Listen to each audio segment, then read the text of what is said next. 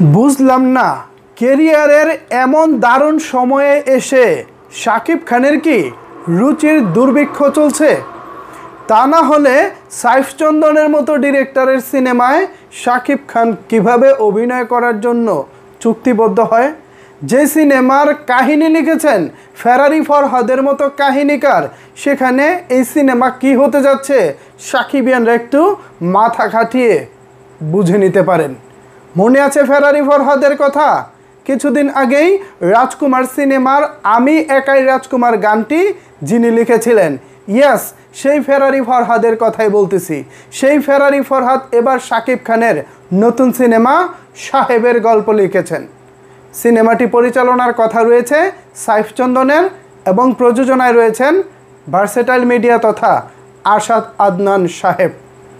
শাকিব খান এই মুহূর্তে global superstar হিসেবে নিজেকে যেভাবে আত্মপ্রকাশ্যে এগিয়ে যাচ্ছেন, ঠিক সেই সময়ে এসে সাইফ চন্দনের মতো ডিরেক্টরের সিনেমায় কাজ করা নিঃসন্দেহে শাকিব খানের একটি ভুল সিদ্ধান্ত।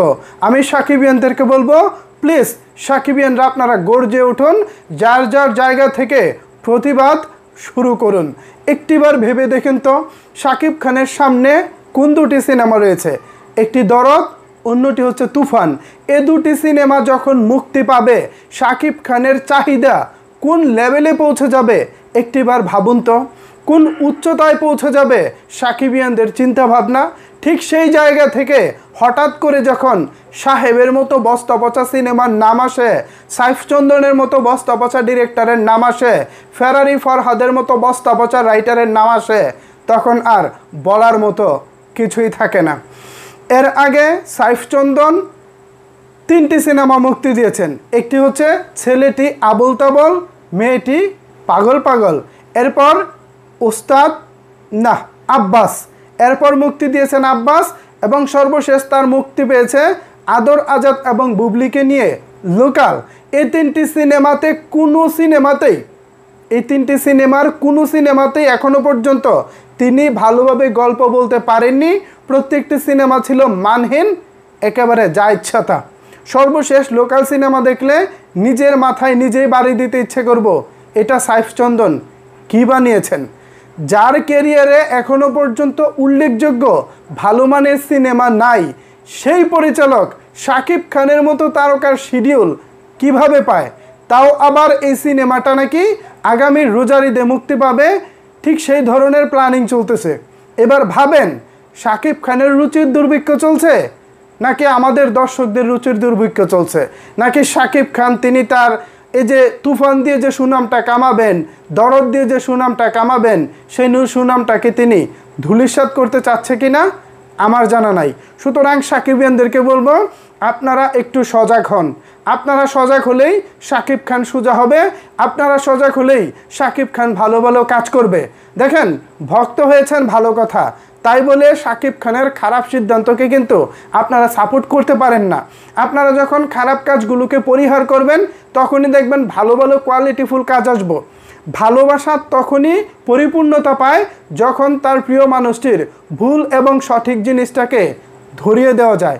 ভালোবাসেন শাকিব খানকে ঠিক আছে, কিন্তু তার এই দুর্বল কাজ, মানহীন কাজগুলোকে প্লিজ দয়া করে কখনো সাপোর্ট করবেন না।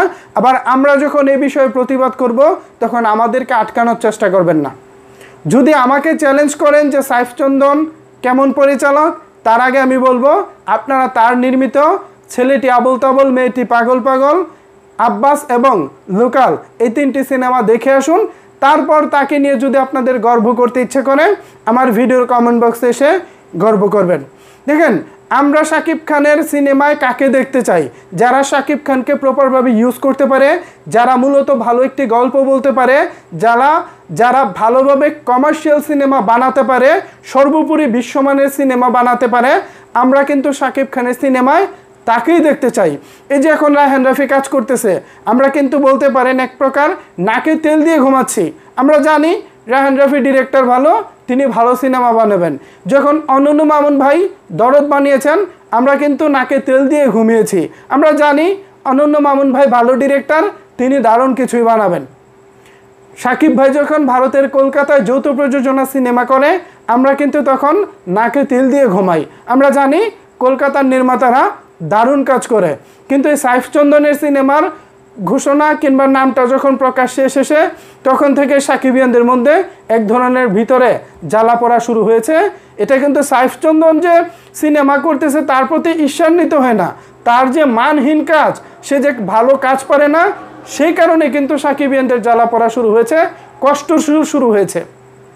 প্রত্যেকেই বলতেছে একবার ভাবুন তো, তুফান মুক্তি পাবার পর, দরদ মুক্তি পাবার পর শাকিব খানের গ্রহণযোগ্যতাটা কোন লেভেলে চলে যাবে, শাকিব খানের চিন্তাধারা, শাকিব খানের সিনেমার মান কোন লেভেলে চলে যাবে। ঠিক সেই জায়গা থেকে যদি এই সাইফ চন্দনের মতো ডিরেক্টর আবারও শাকিব খানের সাথে কাজ করার সুযোগ পায়, এটা সত্যিই একটি হতাশার ব্যাপার। সাইফ চন্দন ভাই, আপনার উদ্দেশ্য বলতেছি, আপনি আগে নিজেকে প্রমাণ করুন, আগে ভালো সিনেমা নির্মাণ করুন, আগে সুপার ডুপার হিট কিছু সিনেমা বানান, তারপর আপনাকে বলতে হবে না। আমরাই তো আমাদের ভিডিওর মাধ্যমে প্রিয় নায়ককে উদ্দেশ্য করে বলবো, ভাই আপনি চন্দন সাহেবের সাথে কাজ করেন, আপনি অমুকের সাথে কাজ করেন, আপনি তমুকের সাথে কাজ করেন। এই কথাগুলো আমরা কখন বলবো? যখন আপনারা নিজেদেরকে যোগ্য প্রমাণ করতে পারবেন। এই মুহূর্তে সাইফ চন্দন একজন অযোগ্য লোক। তার মুক্তিপ্রাপ্ত সিনেমাগুলোর আজও পর্যন্ত একটা সিনেমাও ব্যবসা সফল হয়নি। মানলাম ভালো সিনেমাও ব্যবসা খারাপ করতে পারে, কিন্তু তার সেই নির্মিত সিনেমাগুলো দেখেন কি মানহীন সিনেমা, আপনারা দেখলেই বুঝতে পারবেন। এবার সেই পরিচালক কিভাবে শাকিব খানের সাহেব সিনেমা করার সুযোগ পায়? নামটাও তো সেকেলে, এই নামটাও তো বর্তমান যুগের সাথে যায় না। এছাড়া সিনেমাটি লিখেছেন আমাদের বিখ্যাত ফেরারি ফরহাদ, যিনি শাকিব খানের একাই রাজকুমার গানটি লিখে শাকিব খানকে প্রশংসায় ভাসিয়েছেন সারা জাতির সামনে। কি পরিমাণ ট্রলের শিকার শাকিব খান হয়েছেন একটু ভাবেন। বেশি দিন আগের কথা না তো, কিছুদিন আগেই গানের লেখা, গানের সুর, ওরে বাবারে, এগুলো আসলে বলার অপেক্ষায় রাখে না। সো শাকিব খান তিনি কোন দিকে যাচ্ছেন, কার রুচির দুর্ভিক্ষ চলতেছে আমি ভেবে পাচ্ছি না।